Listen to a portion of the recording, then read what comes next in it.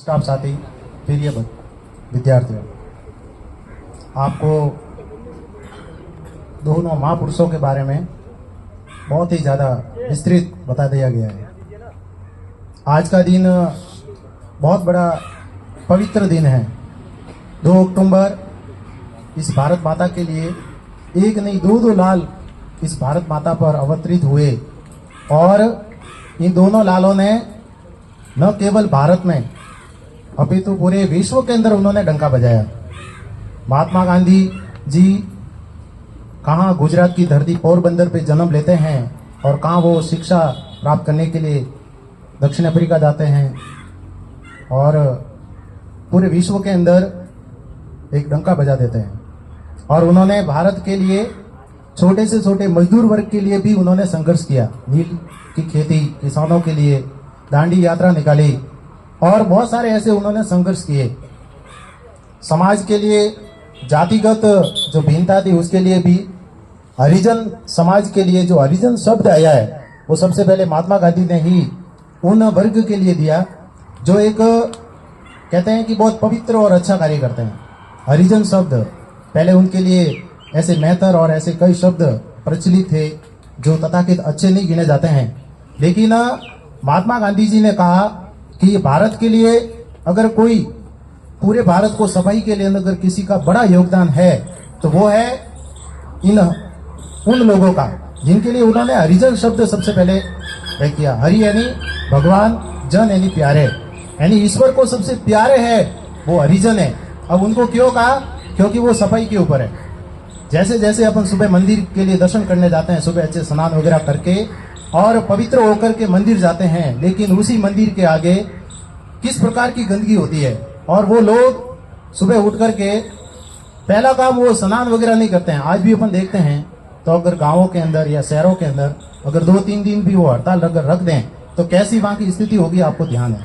तो इस प्रकार वो लोग सुबह उठ करके, मैं सुबह डेली देखता हूँ, अपन तैयार होकर के स्कूल आते हैं, लेकिन वो लोग किस प्रकार की वो गंदी नाली है और कोई मरा हुआ जानवर है, क्या उनको बदबू नहीं आती है क्या? वो भी अपने जैसे इंसान है और वो उसको उठाते हैं और इस धरती माता को और अपन सबको पवित्र और कई बीमारियों से वो दूर रखते हैं। तो गांधी जी ने उन के लिए विशेष प्रकार का उस समय हरिजन शब्द प्रयोग किया कि ये वास्तव में अगर ईश्वर के सबसे अगर कोई प्रिय है तो वो लोग हैं जो इस प्रकार सुबह उठ करके इस प्रकार कार्य करते हैं।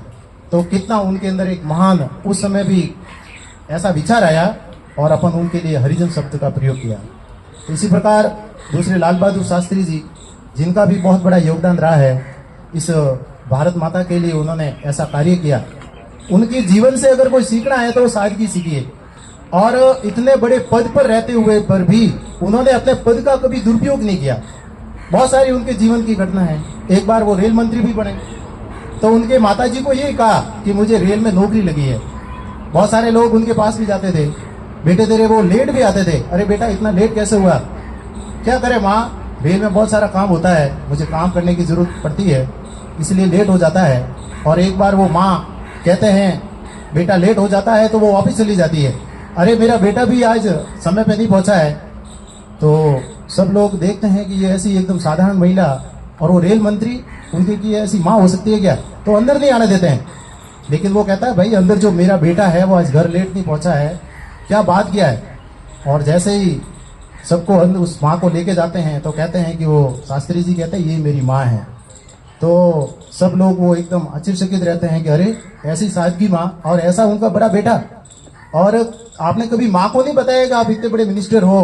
तो उन्होंने कहा मैंने इसलिए नहीं बताया कि अगर मैं बताता तो मेरी माँ के मेरे घर के अंदर वो लाइन लग जाती जो अनैतिक कार्य भी करवाते लोग। और जब मेरी माँ मुझे अगर वो कहती कि बेटा उसका काम कर लेना, उसको तो ध्यान नहीं है, तो मुझे मेरे माँ के वो कहे हुए बातों से मुझे करना पड़ता।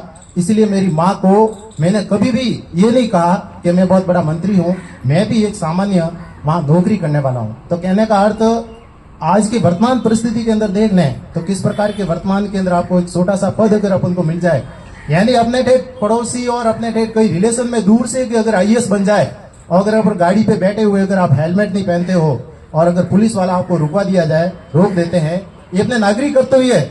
अपन नागरिक कर्तव्य भूल जाते हैं और उस समय उसको वो रोकता है तो अपन सीधे उससे कहते हैं कि तुझे मालूम नहीं है कि मेरे रिलेशन में आईएएस है, और आईएएस एसपी और कलेक्टर वो सबसे बात भी करवा लेता है। तो देखो कहां से कहां है, उसका कोई लेना देना नहीं है, लेकिन वो सीधा पुलिस कांस्टेबल को कहता है बात कर। वो अपना नागरिक कर्तव्य भूल रहा है। अपना नैतिक कर्तव्य, नागरिक कर्तव्य क्या है कि जो सरकार नियम बनाती है उसको अपन को फॉलो करना है।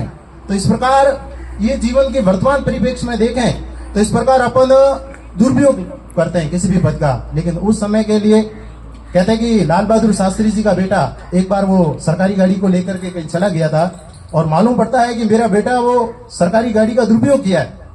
तो कहते हैं कि उसका जितना पेट्रोल डीजल जला था उसका वो अपने जेब के पैसों से उन्होंने वो टिकट यानी जो पैसे थे वो उन्होंने सरकारी खजाने में जमा कराए। तो वर्तमान परिप्रेक्ष्य के अंदर देखें और उस समय की स्थितियां देखें तो कैसा रहा होगा। तो इस प्रकार ऐसे उनके अंदर गुण थे, तभी तो अपन याद करते हैं। पूरन सिंह जी ने अभी बताया कि बहुत सारे प्रधानमंत्री बने, बहुत सारे लोग हुए, लेकिन कुछ लोग ही इस धरती पर आते हैं और अपना उदाहरण पेश करके वो चले जाते हैं, और वो कम समय के लिए नहीं रहते हैं, वो युगों युगों के लिए इस धरती माता के लिए इस हमेशा के लिए वो अमर बन के चले जाते हैं। अपन भी आए हैं, अपन भी चले जाएंगे। तो इन दोनों महापुरुषों से अपन को सीखना है। आज आप विद्यार्थी हो, कल इस राष्ट्र के आप भविष्य हो। कल आप में से भी कोई रेल मंत्री बन सकता है, राष्ट्रपति बन सकता है, प्रधानमंत्री बन सकता है, आईएएस बन सकता है, बहुत सारे पदों पे आप भी पहुंच सकते हो। तो सबसे पहले सबसे बड़ा ये है कि इन दोनों महापुरुषों से अपन को सीखना पड़ेगा कि मेरा नैतिक कर्तव्य क्या है, मैं किस पद के लिए आया हूं, और मेरा मूल उद्देश्य क्या है। पैसा कमाना मूल उद्देश्य नहीं है। थोड़े समय के लिए कमा भी लोगे तो दुनिया आपको याद करने वाली नहीं है, आपको हटके कुछ काम करना पड़ेगा। तब तो आने वाले हजारों या कई वर्षों के बाद अगर इसमें से भी ऐसे आप में से भी ऐसे महापुरुष कोई होता नहीं है, अपने में से महापुरुष बनते हैं इस धरती पे। इस के लिए अपन कोई दूसरों के लिए कल्याण के लिए कार्य करते हैं और कुछ अलग हटके ऐसा उदाहरण पेश करते हैं तो लोग उनको महापुरुष बना लेते हैं। महात्मा गांधी जी को महात्मा सबसे पहले रविंद्रनाथ टैगोर ने कहा, क्योंकि उनके अंदर कुछ ऐसे गुण दिखे।